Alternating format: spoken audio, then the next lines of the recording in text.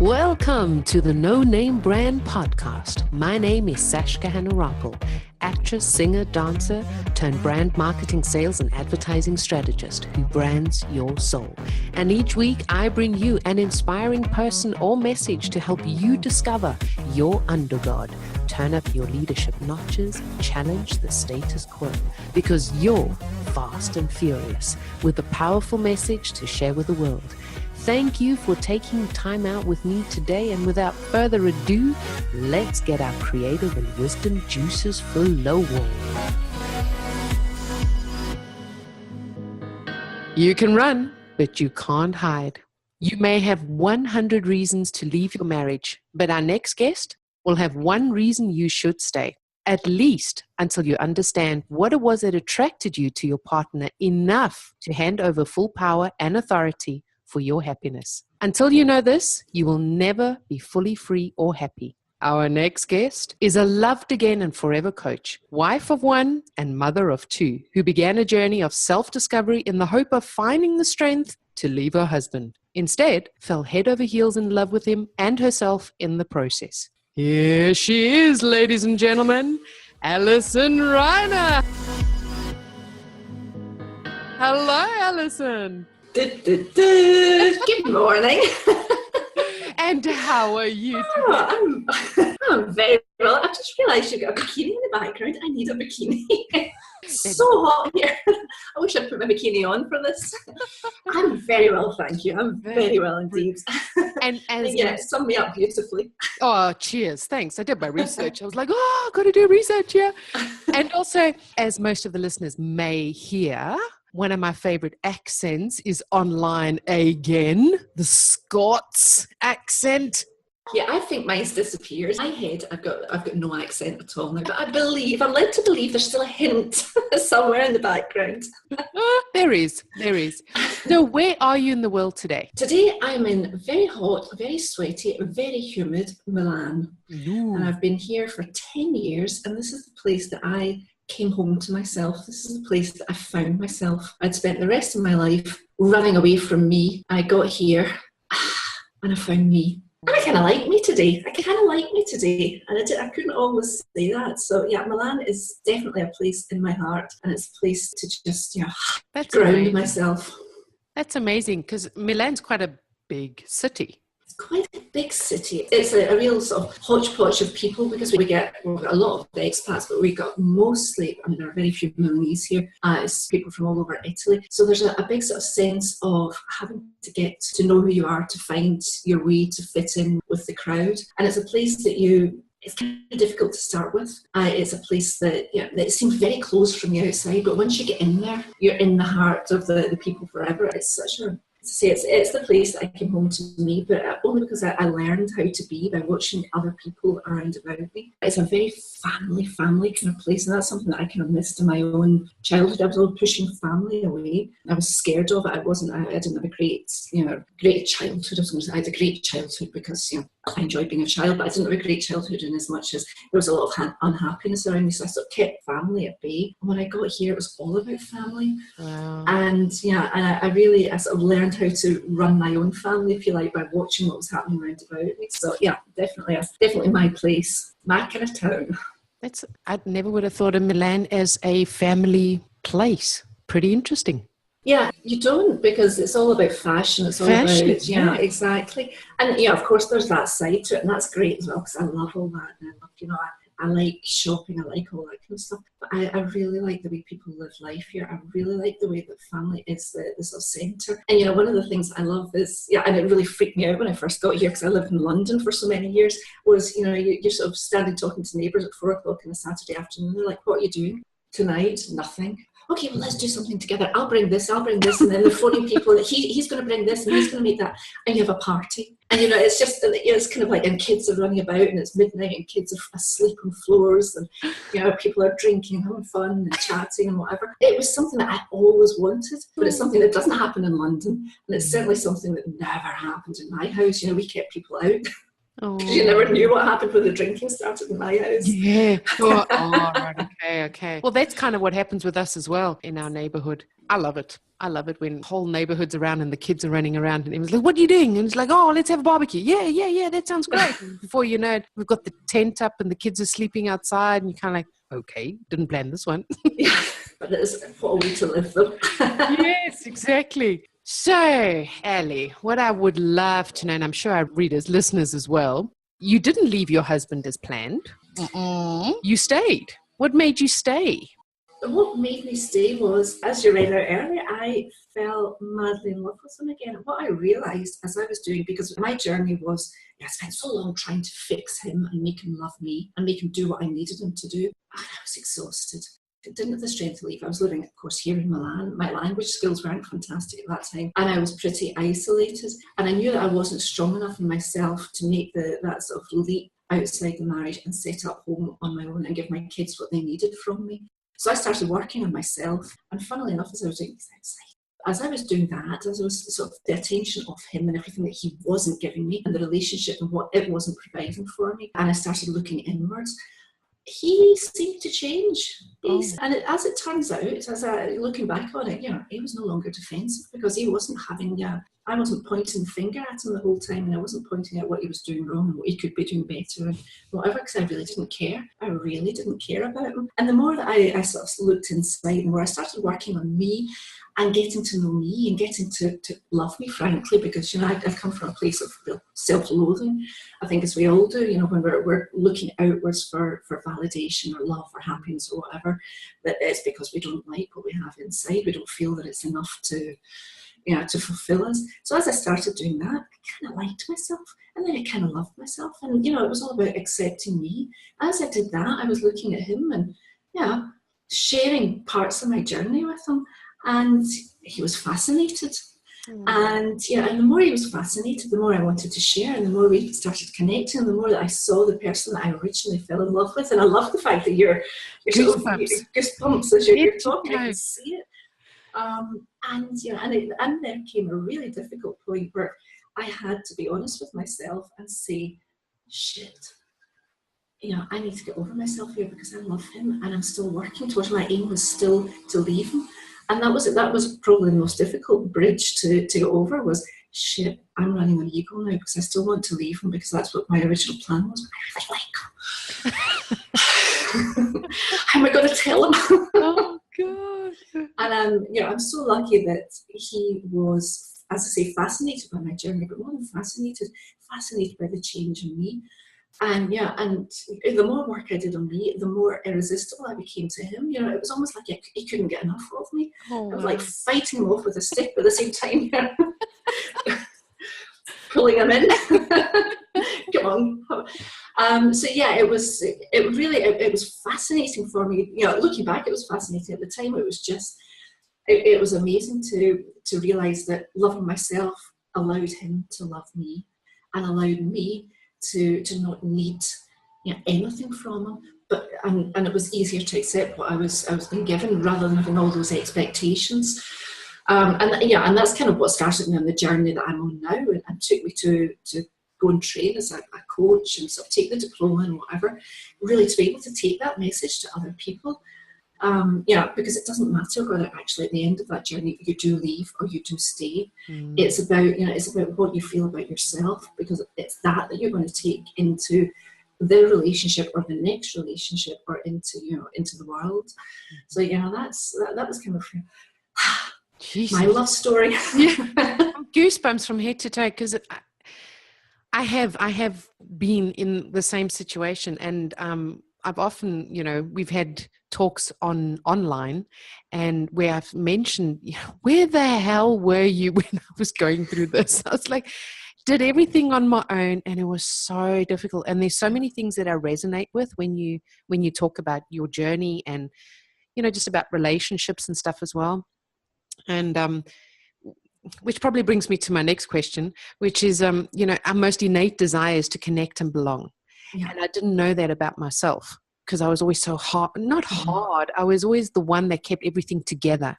So for me, I was keeping myself together and forgetting that I can still ask for help. It's not a weakness. That was a big lesson for me.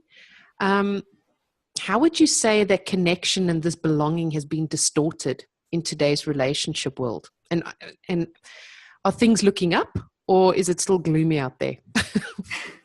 Do you know, it's frighteningly gloomy.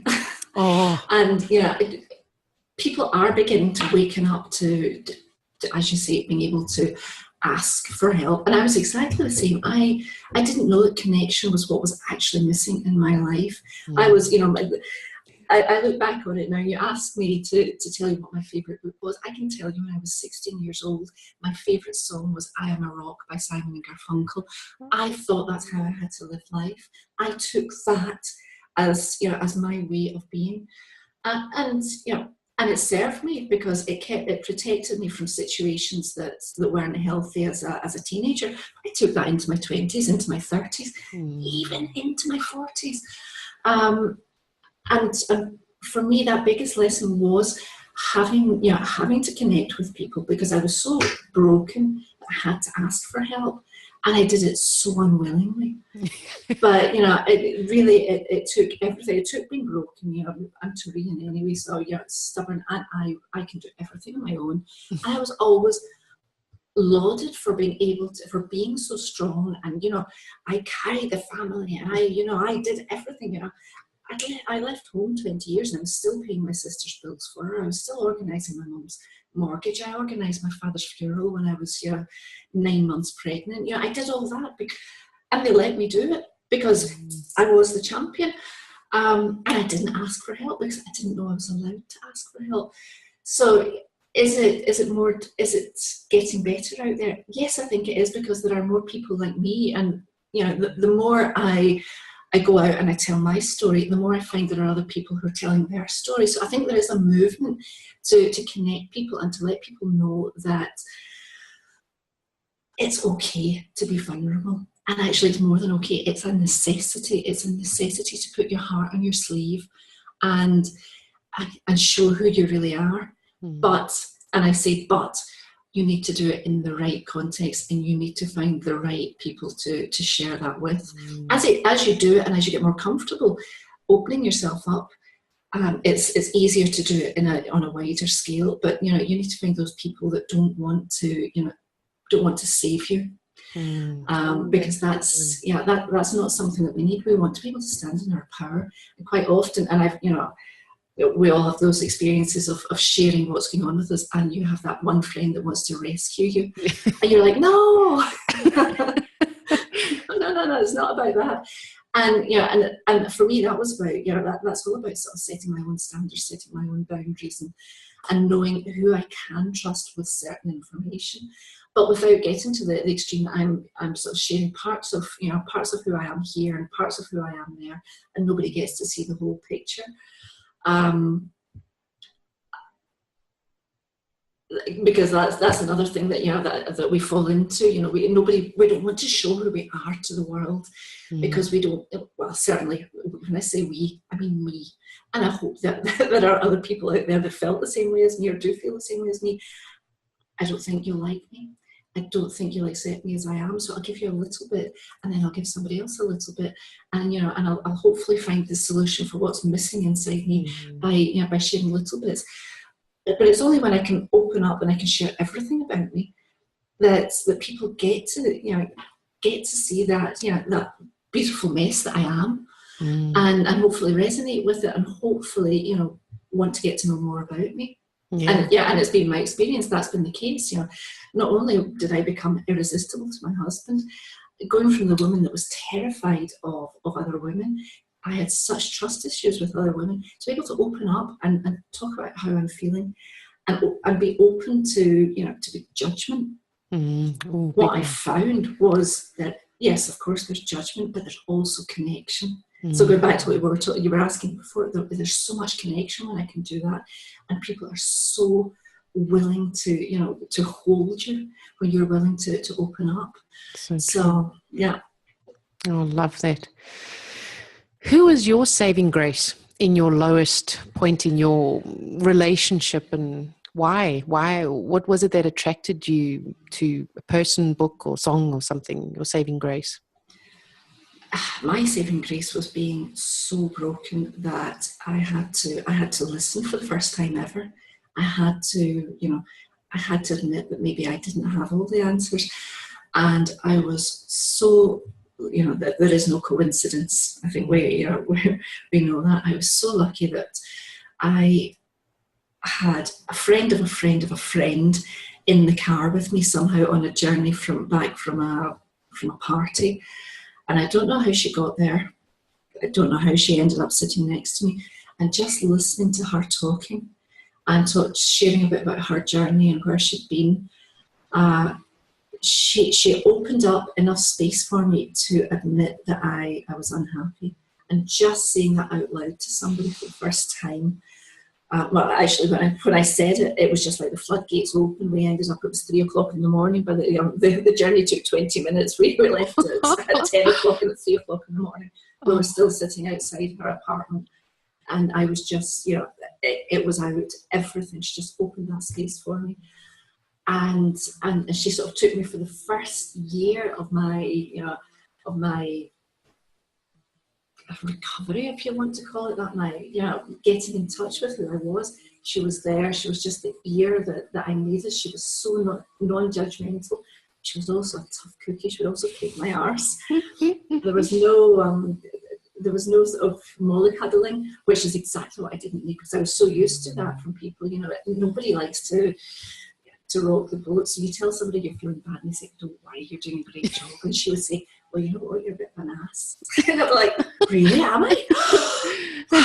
And it was so difficult to hear, because, I couldn't take criticism. And I'm like, the worst things in the world was taking criticism. And she was so good at giving it, but at the same time, holding me while she was giving it. So there was no, I felt loved, and I felt that it was constructive, and I felt safe to accept it. So, her being able to do that to me, or her allowing her to do that to me, then allowed myself to start doing it for myself, and to start owning all those bits of me that I didn't like. So yeah, she was, she was my inspiration. And it's funny because then she disappeared off. She sort of moved out of Milan, disappeared back to she's from Croatia. She disappeared back to her country, and I very rarely hear from her now. The occasional birthday card or message online, but she was there when I needed her. And I think that's how this stuff happens when you're ready, when you surrender and you say, help me. Yeah, even literally saying help me. And just for the listeners as well, is that there doesn't always have to be that broken moment. It's just there will always be two sides of the story, and you'll be experiencing maybe one half of your life, the shadow side, and the other half, the light side. And it's just finding the two, and not, like in our case, being hard, or not hard, I keep saying that word, but the pillar that everyone can lean on, and being the strong one, and my shoulders can carry everything. That's a shadow side, because we still need the other side where we can just surrender. And that surrender is not a weakness, but we need to learn it in order to love ourselves. That's what was for me as well a very important thing. It's not a thing, a phase to go through. Oh, all right. So she was your angel that wafted. Yeah. She was really, and she was beautiful and blonde, and she had these gorgeous deep blue eyes. So yeah, she really was like an angel. She just kind of floated by. Oh, that's great. Why do you think, or why are modern relationships falling apart so easily today? And by modern, I mean of all ages. So not just millennial or Gen X or baby boomers, or why are they falling apart? I think probably because, we don't put the effort in that we used to. Two, nobody teaches us how to have relationships. If I think, if I look at my own parents who had a disastrous relationship, looking at them as a couple, they didn't have the money to separate. They also were work babies. So, they were suffering, the residuals of whatever fallout of the war. They were in survival mode. So, they teach us how to be in survival mode as well. So we're not really taught how to interact. And also, I think it's very much about, what the outside world thinks. So, it's all about presenting ourselves rather than looking at ourselves. And and I see that time and again. And people you're willing to go to a certain extent, to admit your own faults, and then you pull back. Because that you've got to, everywhere we read, it's about taking responsibility for ourselves, our happiness and this and that and whatever. So we do that to an extent, but we don't really take it on as our own. So I think it's really about not having learned how to live and love together, not learning how to connect and to communicate, and having expectations. Because even our generation, we see everything online and everything's perfect. And, we're comparing our warped and flawed insides with that big shiny exterior that we see, the fantastic pictures of all our friends on boats in the Caribbean. And we're like, well, I'm stuck in smoggy Milan until the exams are finished, apart from anything else. But our parents, they had movies. They would lose themselves going to movies, and they would see fantastic 50s Hollywood stars living the high life. And that's what they thought a relationship was like. So it's just a case of not knowing, not learning. And I think now we're in a position, or maybe it's my perception, because I'm meeting people like you, like me, people that are trying to change the view of the world. We've got the ability to change something now, and to really learn how to do these things, how to communicate, how to share ourselves, and not how to change ourselves rather than change the other people. I'm anxious to see how my kids, this generation, learning from amazing people like ourselves, how they're going to be looking back on us. Will we still be those parents, in inverted commas, that have screwed up their lives and given him the virus of not teaching them stuff? I noticed for myself, I often have to be careful not to go too much, like prevent too much, because they need to make their mistakes. That's where the gray area is, and then giving them the tools in which to combat or deal with their situations that they're going through, and not resolve it for them, just give them the tools. That's been the hardest lesson for me with my kids, because I'm like, I look at things and I'm going, like, my kids will go, I don't have any friends, and their whole world crumbles. And then I have to think about when I was a kid, and I was like, I didn't have a lot of friends either. I was very extrovert or ambivert, but I didn't have any friends either. So it was a big thing, just being able to show them, oh, it's okay. You're all right. You're not all screwed up. It's okay. That's just part of life, finding friends, and what tools can you do with this? And you got to look into be happy with yourself, love yourself. I don't love myself. Like, how do I deal with this? Well, your heart's breaking into a million pieces at the same time. Yeah. I want a boyfriend. I want a girlfriend. You're like, oh, God, really? No, you don't. Oh, there's a big thing. I shouldn't. Oh, naughty session. Don't. No, be careful with that one. My mum told me that I shouldn't even consider getting married until I was at least 30, because it ruins your life. That gave me a really healthy outlook on what married life could be like. Join the club. That's why I didn't want to get married either. I got to be careful. Anyways, when I was going through my marriage crisis, 2 books, my self-help books that I looked up was The 5 Languages of Love and Men Are From Mars, Women Are From Venus. I never finished Men Are From Mars, Women Are From Venus. Oh, me neither, strangely. Yeah, I got to the middle and I was like, that's all I needed to know. Yeah. I never went back to the book, but I was like, oh, this is an eye-opener. What or which books help you in your relationship? In my relationship, I read so many things for so many different reasons. The thing that I needed to know when I started my own journey was that I was being held by something bigger than me, that it wasn't all, as we were talking earlier, I thought that the world stopped and ended with me. I thought I had to be strong and in control. So it was so important for me to know that the world was actually there, and it was holding me while I was going through my process, and that there was a power bigger than me, and it didn't have to be about me. So one of the books that I really love is E Squared by Pam Grout. It was all experimental. Here are a few examples to prove that miracles exist, and that the universe has your back, if you like. And that's actually the next book I've got. That for me was fascinating, because I kind of like the science behind all this stuff anyway. So it's like, okay, well, here's something that I can do. Oh, look, well, that worked. Yeah, I did see 14,000 pink butterflies in the last 24 hours. So there must be some connection between me and the universe. Okay, it's a bit easier for me to let go and relax. So, relationship books as such, I have to say I steered clear of. I think just because I wasn't even thinking about my relationship at the time. I was leaving that. I was concentrating on me. It was all about me.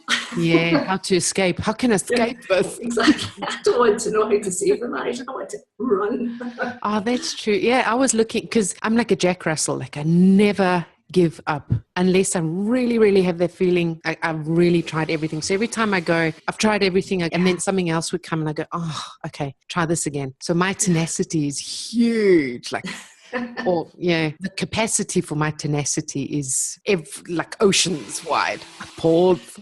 There's always talk about the right partner or your twin flame. Is there actually such a thing, or is it just Hollywood that's brainwashed us in terms of relationships? I think there's a right partner for every level you're at, every stage you're at. And certainly one of the things that I'm very careful to say is no relationship needs to last forever, but no relationship needs to fall apart either. Love is an action. So if you say you fall out of love, it's because you've stopped doing something, which is fine. It's absolutely fine if you stop doing it. But then why did you stop doing it? What was the reason for stopping doing it? If you know that, then you know that you're making the right decision, and you can then move on to the next partner and know that you can have a healthy relationship there. Certainly, if I look back to my own relationships from my teens, my early 20s, thank God they were just for phases, and I didn't have to they didn't have to be lifelong partnerships. Even if every single one I went into with the intention of making it a lifelong partnership. So I think we do change, and if we're lucky, we find a partner who is willing to change with us, or is on a similar path to us, or just kind of dovetails with the changes that we're going through. And I think it depends exactly at which stage you meet your partner, at which point you're in when you reach a relationship. I like to think today, as I gaze over my coffee in the morning at Marco, that we're partners for life. But who knows? Who knows? We're partners for today. We love each other today, and the effort that we're putting in to keep that connection works for today. Who knows in 5 years? Who knows in 10 years? Yeah. But if I keep it for today, I can be happy today. I don't need to worry about that. I don't know where it was. I don't know if it was because when I was on my adventure and finding answers why I should stay within my marriage, I don't know if it was from Elizabeth Gilbert's book. I can't remember where she wrote about marriage. I don't know if it was in there, but somewhere along the line I read one thing and it was like, and it was, if you're not growing in a relationship, irrespective of what relationship it is, it's a little bit more difficult, I think, with your kids, but if you're not growing, then it's not worth being in the relationship. And I really had to think about it, and then I thought about myself and my husband, and it was fucking hard. Like, for me, I was really often people have said to me, how did you stay there? Like, how? And I'm like, I have no freaking idea. And it was because I was being tested all the time. I was really growing. I was being pushed to the limit and even beyond. And that was, for me, was like, I'm staying because I'm growing. And if I have that feeling I'm not growing, then I'm like, I was like, I don't know. Is there such a thing as a perfect relationship? What's perfect? Exactly what is perfect. There's a perfect relationship for you. There's a perfect relationship for me, but they're never going to be the same relationship. And there's a perfect relationship for the moment. Nothing's perfect. Who wants perfection? Perfection's boring. You get to perfect and you may as well curl up, put yourself in the coffin and wait for your next life. I think everything's perfectly imperfect if you're both getting something out of it, because it's so easy, and I see that so often. One partner's getting everything because they're doing all the work, and there's the poor sod being dragged behind. It's like, it's one of the reasons that I'm kind of against counselling, couples counselling. It doesn't work unless you're both 100% into it. There's always one guy that, and it's normally the guy who turns up and instead of just having his wife pointing the finger at him, he feels like he's got the wife plus the therapist, and that's a recipe for disaster. So is there a perfect relationship? There's no such thing as perfect, but if it works for you, it keeps you happy and it keeps you connected as a couple, then that's about as perfect as you can hope for, I think. Yeah, that's true. Why is it that male partners, like mainly, find that women aren't always just switched on? What is your experience or advice here for women who get annoyed with their partners and inevitably they'll close up and retaliate? What's happening here? Explain to us what's happening here. When your husband doesn't want to talk about it, or your partner doesn't want to talk about it, or there's not a problem, in that kind of... Oh, no, when your husband is, like you were saying, you can't keep your husband off you, or you can't keep your wife off you, or something to that effect. It's like they're always switched on, and you kind of like, just back off. And they take it personally. And then both will retaliate, or one will always be like in your space and the other one, it's like just a horrible, give us your juju. Give us your juju here. I think, again, that's all down to, that's the work that you do in yourself, setting your boundaries, knowing who you are. I mean, boundaries, standards, whatever you want to call it. Boundaries is one of those business words, but it works. It does work in relationships as well, because you need to, the boundaries only for you to know how far you can let people in. And I think it's perfectly okay. And actually this is going live, so I can't tell you. Oh, if it's good, it's fine. I was going to say, bring it on. Yesterday I had to put my hand up and say, it's 35 degrees.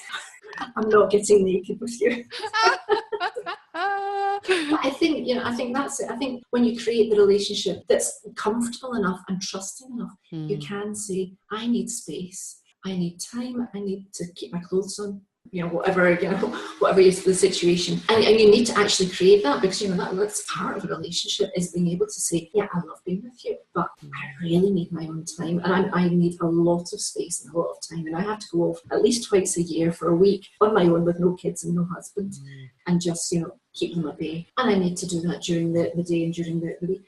But it's being able to communicate that in a way that somebody else understands. It's not personal. But that's all down to recreating that relationship anyway, rebuilding the trust and building up that level of communication and saying, I love you, 100% love you, but I don't need you in my space 24/7. And actually, I love you less if you're in my space 24/7, because I need to miss you a little bit. I need you to go to work and come back home. And I have a huge problem with that, because my husband now works from home 2 or 3 days a week. And it's too much. We're here to, because of course I work from home too. I don't want to go into the kitchen and find you there 4 times a day. Oh, yes, I know that, yes.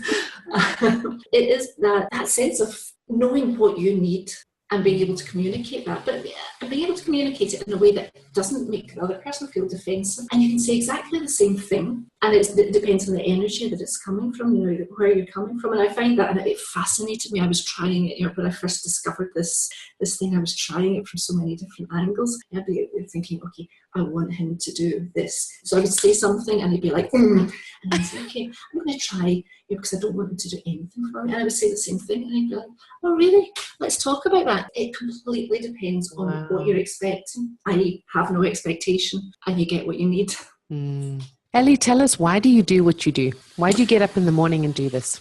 Why do I do what I do? Because my life transformed so dramatically, and because I see so many people that are just that one step away from really being truly happy and truly free in their lives. And because there is nothing better than sitting like this and watching somebody's eyes just go, when the penny drops, that they have everything they need to recreate their love life and to really create the life that they love for themselves, that they have the control over their lives and their happiness and whatever. And it takes, the simplest things transform your sense of self in an instant. So, watching people go from being desperate to being happy, that gets me up in the morning. That's 4:45, I was up this morning. I'm ready. It's really taking responsibility for your choice. I'm doing this. No one else is going to do this. It's more than taking responsibility, I think, because a lot of the time, and I think maybe you were the same, I knew that I was responsible for my happiness. Everything I read, I was responsible, and I was therefore being responsible for my happiness. What I wasn't doing was dealing with the shit in the middle that was making me unhappy. I was just pushing that down because I didn't know how to, communicate my feelings to other people, take it from you. I'd be pissed off, and then I would push it down, and I would either tell you to where to go and push you out of my life, and and I lost so many friendships, I lost so many boyfriends, I created all sorts of chaos in my life because I didn't have that ability to really deal with my own happiness. I knew that I had the responsibility for it, but how do I get rid of all this shit that's going on inside? And I think that's people struggle, and that's I see it a lot when I'm talking to these sort of initial conversations with people. I know that I should be happy, I know I should be doing this and this and this, but I'm still being so triggered by this, by my partner, by this, by that, whatever. It's because I don't have the ability to tell them what's happening in me. Until, not because I want you to change, but because I want to be able to get it out of myself and see what I need to work on in myself to step into that place of being truly happy. Yeah, that's such an important thing. That's actually what I wanted to mention before, but my trail of thought went somewhere else. With my kids, those are the tools that I teach my kids, is to speak those emotions. They don't know what they are, so then I'll be the one talking about a gazillion things until I see them go, that's how I'm feeling. And then I'm going, oh, thank God I hit the jackpot. Now I know how to show you or to give you this, this, and this, and this. It makes world of difference. But funnily enough, I do it for everyone else, but not for myself. How interesting. Cool. Well, not continuously. I do it, but not on a continuous basis, which is important because it's a form of self-love. It's completely, and one of the things that I do before I switch off at night is actually sort of take myself through my day. And sometimes if it's a particularly tough time, I'll actually write it down. Most times I just play it out in my head, what happened today, where did I do well, where did I not do so well, how am I feeling about myself, what were those feelings that come up, what made me react like that, why was I an asshole in the traffic today when normally I'm, like driving Miss Daisy? What was that about? Because there's also something, it's not the woman that cut me up, it's something else inside me. I kind of put that in place because I want to wake up tomorrow morning and I want to be jumping out of bed saying, okay, what's the world got in store for me today? I don't want to be taking that into tomorrow. So it's something that I do, and it's when you get into the habit of it, it is a quick 5 minutes before your head hits the pillow and you sort of run through the day and say, okay, that worked really well. What didn't I like so much? Okay, well, what can I learn for it? Love you. Night night. I love that. We're coming to the end, unfortunately. It's such an important topic because it's not just relationships with a partner, but also with yourself. It's yourself, and therefore it's with everyone. And people often say, I'll ask a question and say, but are you talking about really romantic? Or it doesn't actually matter. You see it much more clearly in the romantic relationship, but what's happening in that relationship actually pretty much you're allowing to happen in every relationship. It's just we can escape those ones with our parents or with our friends or with our work colleagues. We can sort of shut the door on them, and then we're faced with ourselves and looking at our partner. Yeah, so true. So I get on my high horse, don't I? I'm bouncing on a high horse. Get me off it. Oh no, it's fine. Get me off my high horse. I've still got my soapbox though.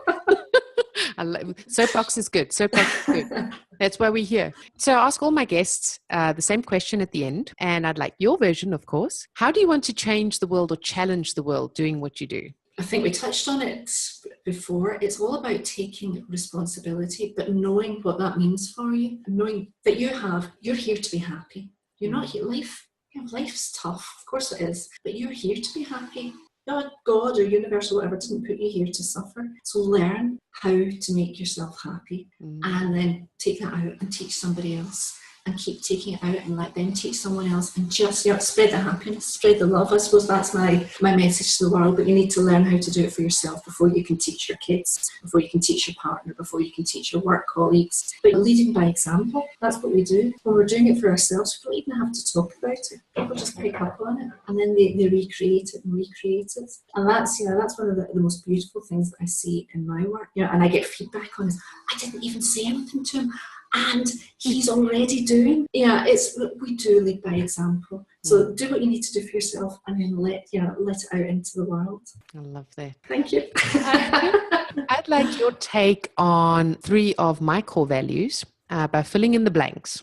Ooh. Passion for you is? Jumping out of bed in the morning and taking the day head on. Oh, yeah. Creativity for you is? Work in progress. For me, and I'm really coming to terms with working with creativity and accepting that I have a creative side. Yes. That's a difficult one for me. Oh wow. Wisdom for you is? Wisdom for me is taking the knowledge I have and letting it settle in and using it wisely, because that's wisdom. Cool. Oh, Allison, thank you so much for being with us here today and sharing your wisdom with us wisely. It's early. Remember, it's early. It's been lovely having you here, and you can find out more about Allison in the show notes, her social media handles, website, favorite book, favorite quote, and even maybe a freebie for you so you can dive right in there and get to know her a little better. Thank you very much. Thank you for honoring and taking responsibility for your vision and for why you do what you do, and for helping many, many, many men and women in building the relationship with themselves first. And as you are known for being the loved again and forever coach. Thank you so much. Well, thank you so much, Slashka, for having me here. I've had a ball, as always. Oh, pleasure. Have a lovely day. Thank you. You too. Bye-bye. Bye-bye. Bye. Dang, That was just supercalifragilisticexpialidocious. I enjoyed having you on board, and please do me and you a favor.